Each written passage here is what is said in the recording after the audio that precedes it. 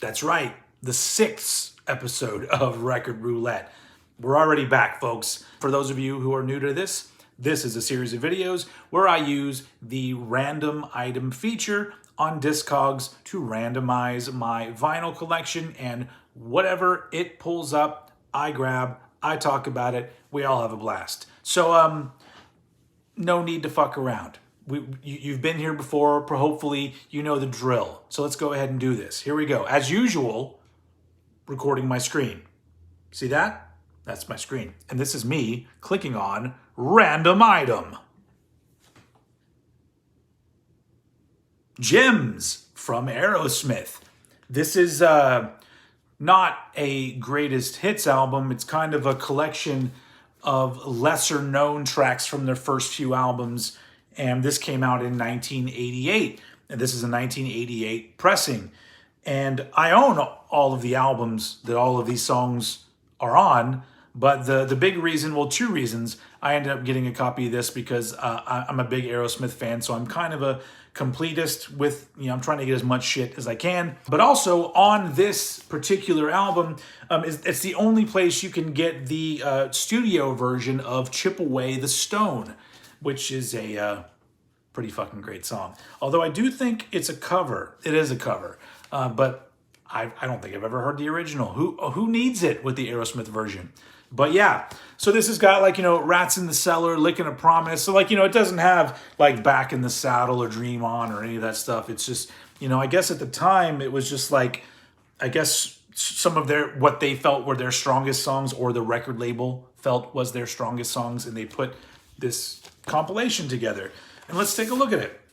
Ooh, the inner sleeve has got the Aerosmith discography, which at that point, this was the 80s, so if this was 88, then yeah, they had already put out Permanent Vacation, but there's obviously nothing from Permanent Vacation. In fact, I don't think there's anything from this album or this album on here.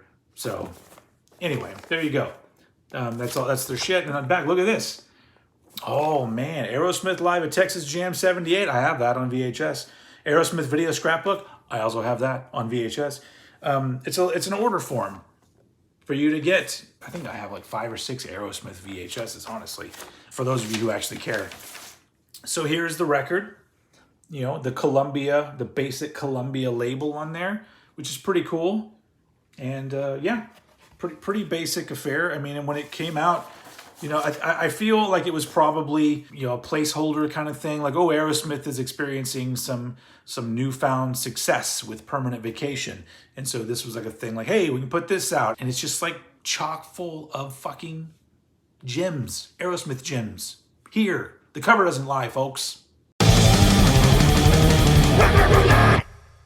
All right, album number 2. I usually do 5 per episode. So let's keep going. Random item. Dancing on the Edge from Lita Ford, the second solo album from Lita Ford from 1984. Also, this is a 1984 pressing. There's her with her band. And this is, I feel like we're just doing some straight ahead rock so far in this episode. Because this is just, it's a fucking rock and roll album. And it hasn't quite gotten to the poppiness that she would be, I guess, better known for when she released the Lita album, which would be her next one. At this point, she's still making rock and roll music, and if I remember right, still fighting the record label and everybody else who are telling her, you got to be sexy. And she's like, no, I just want to fucking show everybody that I can play guitar and play music. And that's what she does on this fucking album. It's got some fucking killer songs. Gotta Let Go is fucking amazing. It's just a really good, if you like that heavy, big 80s rock sound that's, just straightforward rock. Meat and potatoes, as they say. This is it. Let's take a look at it. That is very boring inner sleeve there. And this is once again a boring label. Just the basic ass Mercury Records label. But, that's what you did when I guess there weren't a whole lot of bands that had fancy labels and stuff. I think Rush did very early on, where they weren't just the basic record label kind of things. Yeah, This is just a fucking great rock record. I mean, if you're not into Lita Ford, because you're not into like the sort of 80s bordering on hairband kind of thing, this might be more, you know, up your alley if you just like some good old 80s hard rock. The first two Lita Ford albums. But anyway, Dancing on the Edge. All right, so far we've had a couple middle of the road sort of rock albums. Let's see what we get next. Random item. Next up on the classic rock edition of Record Roulette, Destroyer from Kiss. Not the original 76? Was that the year of that album? 75? Fuck, I don't remember. This is the 2021 45th anniversary. Oh, if I did math. Boom. Whatever number that is. Yeah, of this album. And it's special, like deluxe version with some extra goodies. It's cool. The album is remastered, which I could give or take, but it sounds good. And then it's colored vinyl. There's some inner sleeve. This looks like the inner sleeve on the original album. And this disc is yellow. There's the Casablanca label there. So, you know, nice yellow. And this one is red. And if you look, it's got like a reel-to-reel kind of thing looking on it, because these are like demos and stuff, outtakes. And this is a pretty cool little inner sleeve on this side too, with some photos on this side. And then it looks like a whole bunch of ticket stubs on the other side. Also, you get this booklet inside, which if you look at that, that's like usually the cases that had the reels in it would have like little notes and stuff that look like this. But then on the inside, it's just got like, you know, some people writing about the album, some photos of the dudes from the time. I don't know if I've actually ever even looked through this whole thing, but that's pretty sweet. Gene and Paul, Ace and Peter, the covers of a whole bunch of the singles. I'm assuming probably all the singles. Why would they even throw this shit together if they didn't include everything? It's a pretty cool little package.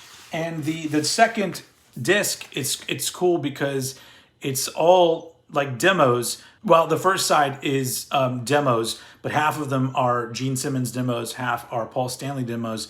And it's interesting to hear like when they were just coming up with the songs and writing the songs and they alone were kind of putting together a version of it. I'm assuming they had like an 8-track or something they were recording it on. But it's interesting to hear those versions of the songs compared to like what they would become. And then the other side of the second disc has some outtakes, different versions of stuff in the inside. That's a sweet picture. It's cool. I mean, if you're a fan of this album, which I am, this is like the third copy I have. I have the remixed version and I have the original version from back in the 70s. Because it's a fucking great fucking rock and roll album, Destroyer, and it's got wrinkles because that's how it came in the fucking mail. And you know me, I don't complain. I just go, all right, well, this is how my version is going to look, and I'm going to love it, flaws and all. Okay, 2 more to go. Let's do it. Random item. All right, this changes things up a little bit. Suck on This from Primus, the first Primus album, although some might consider it a live album, but this was the first thing they ever put out, and I think at the time, and they probably still consider it their first album, even though there are some songs that would be re-recorded for their actual studio debut, which is called Frizzle Fry, but this is the first one. This is not an original from 1989, because those motherfuckers are not cheap. This is a 2021 repressing, and if you look, you know, recorded back in 89. This is a repressing, and it's got the, you know, inner sleeve there with the dudes there, which is this version of the band is now is back together. Well, they've been back together for several years, but you know, the killer lineup, and it's on blue vinyl. Pretty nice color, blue. Nothing fancy, but I like it. Honestly, I think that there are some songs on this that I prefer these versions more than the eventual recorded versions, especially July Kit, because they would end up re-recording that, I think, several albums down the line. But I like the version on here, and it's just it's fun. Do you like Primus? Yeah, I know Primus sucks. That's right, but yeah, this is a killer fucking album. I don't know. This is one of those bands I'm like, I don't know how to explain to you. If you don't know Primus, you're just going to have to go listen, because I don't know how to. It's odd music for odd people. If you're one of us, suck on this. All right, last album of episode number 6. Where could it go from here? Let's find out. Random item. All right, only the second hip-hop album, I think, that we've gotten on Record Roulette. Leaders of the New School, A Future Without a Past. Ooh, you're not on drugs, people. A hip-hop group. You may recognize this gentleman right here. His name is Mr. Busta Rhymes. And this is the group that he was in before he went solo. And in fact, like, I think the first time people really remember hearing Busta Rhymes was on the Tribe Called Quest track Scenario, and that wasn't just Busta Rhymes, it was Leaders of the New School, which was his group. And this is from 1991, a 1991 pressing of their very first album. I think they did 2 before Busta went solo. But here you go. And if you look, it's really weird here because like they have song titles going this way, but then that way you're like, what the fuck? And it's because like, oh, you got to turn it the other way around. And same thing with the other side, where it's like, one side is the right way, and then the other side. Why? They're so weird. Anyway, this is a really fun album. They're like a lot of Elektra Records, basic Elektra Records. This is a U.S. pressing.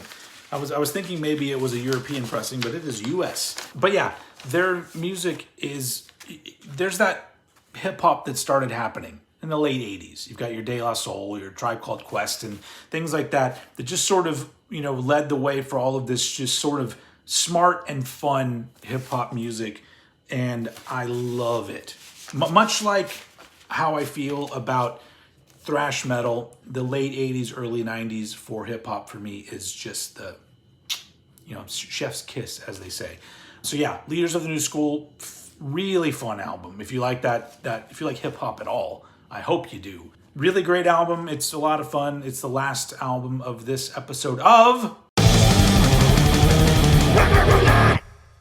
As usual, that was a blast. I hope you had fun too. I'll be back with another one of these sometime soon. Not next week or the week after. I think I have some other things coming for you guys. But if this is your favorite thing that I do, just have a little bit of patience. Check out my other stuff. I do a lot of things. Check them out.